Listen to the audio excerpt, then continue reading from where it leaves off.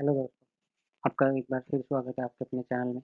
यदि आप नए हैं, अपने चैनल को अभी तक सब्सक्राइब नहीं किया तो चैनल को सब्सक्राइब कीजिए, वीडियोज़ को शेयर कीजिए, लाइक कीजिए, कमेंट कीजिए। जो भी आपकी क्यूरीज या डाउट्स है आप कमेंट सेक्शन के थ्रू हम तक पहुंचाइए। Future with past as soon as possible कोशिश करेगा आपके डाउट्स और क्यूरीज को रिजोल्व करने की। बगैर टाइम वेस्ट किए हुए हम अपने लेक्चर की तरफ बढ़ जाए। आपको पता है जो हमारा लेक्चर चल रहा है वो द थियोसॉफिकल सोसाइटी मूवमेंट से ही रिलेटेड चल रहा है।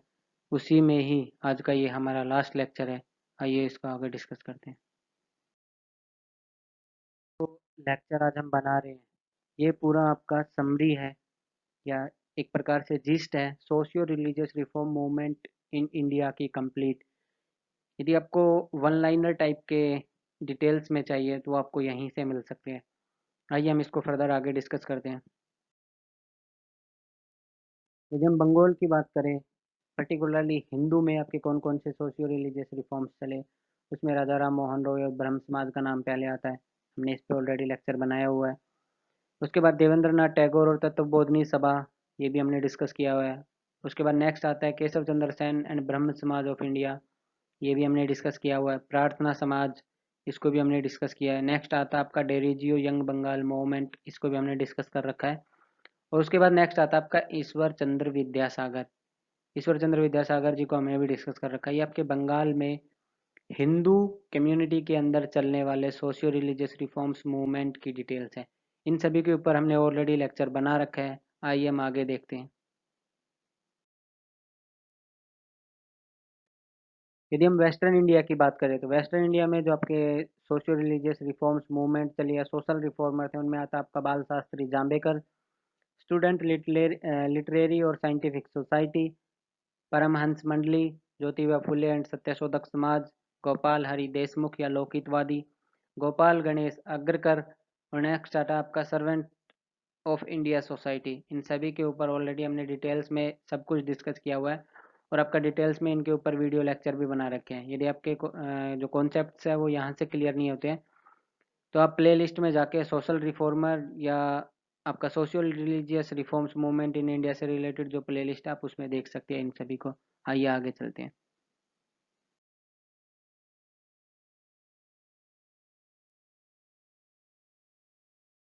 नेक्स्ट आता है आपका साउथ इंडिया या सदर्न इंडिया। उसमें आपका जो टॉपिक है श्री नारायण धर्म परिपालन मूवमेंट, वोकलिग संघ, justice movement, self respect movement और टेम्पल एंट्री मूवमेंट। इन सभी के ऊपर हमने डिटेल्स में ऑलरेडी लेक्चर बना रखे हैं।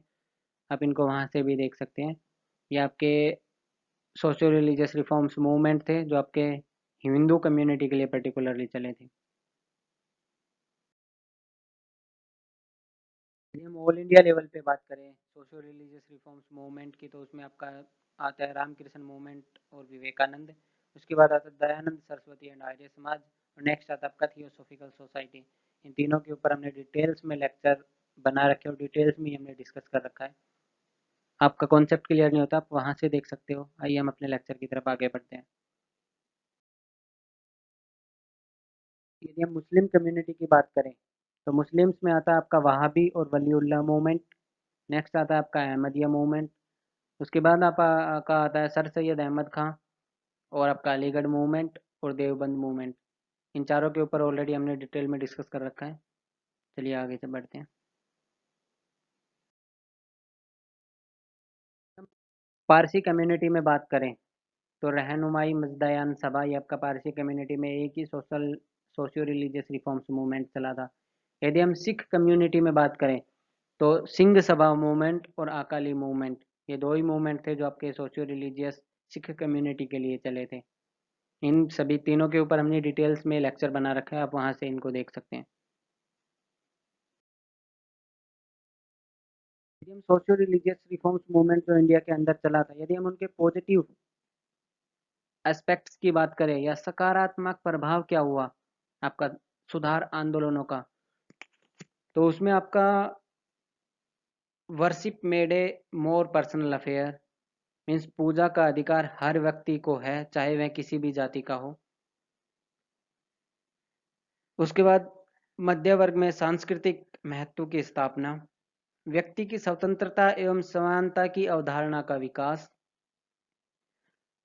मानववाद एवं तर्कवाद की अवधारणा का विकास, शिक्षा विशेषतः पाश्चात्य या आपकी वेस्टर्न साइंटिफिक नॉलेज का प्रसार, भारतीय समाज में आधुनिकता का विकास, भारत के सांस्कृतिक एवं बौद्धिक पृथक्करण की समाप्ति, विभिन्न सामाजिक कुरीतियों का अंत और राष्ट्रीय चेतना का विकास।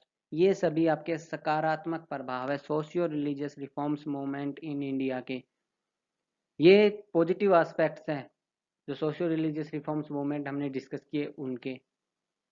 इसके हम नेगेटिव एस्पेक्ट्स भी डिस्कस करते हैं, आइए। यदि हम नेगेटिव एस्पेक्ट्स की बात करें या जो आपके हमारे यहाँ पे सुधार आंदोलन चले उनके नकारात्मक प्रभाव की बात करें तो संकुचित सामाजिक आधार मीन्स नैरो सोशल बेस, संस्कृति के चुनिंदा पहलुओं का ज़्यादा महत्व है जिससे संस्कृति के अन्य क्षेत्रों का उपेक्षित हो जाना, प्राचीन भारतीय संस्कृति को अत्यधिक महत्व, मध्यकालीन ऐतिहासिक संस्कृति की उपेक्षा, व्यक्तिगत धर्म की श्रेष्ठता एवं महत्ता को स्थापित करने का प्रयास, प्राचीन संस्कृति की व्याख्या में समाज की कुछ जातियों की उपेक्षा और सांप्रदायिकता के उद्भव एवं विकास में अप्रत्यक्ष योगदान। ये सभी आपके नेगेटिव एस्पेक्ट्स हैं socio religious reforms movement in India के। ये पूरा जो हमने डिस्कस किया ये आपकी समरी थी जो काफ़ी दिनों से हम जिसके ऊपर जो हमारी सीरीज चल रही थी socio religious reforms movement in India की। समरी में जो बातें हमने डिस्कस किया, जो बातें मैंने जो पॉइंट मेंशन किए उन सभी के ऊपर हमने ऑलरेडी डिटेल्स में लेक्चर बना रखे हैं। यदि आपने नहीं देखे हैं तो आप प्ले लिस्ट में जाके देख सकते हैं।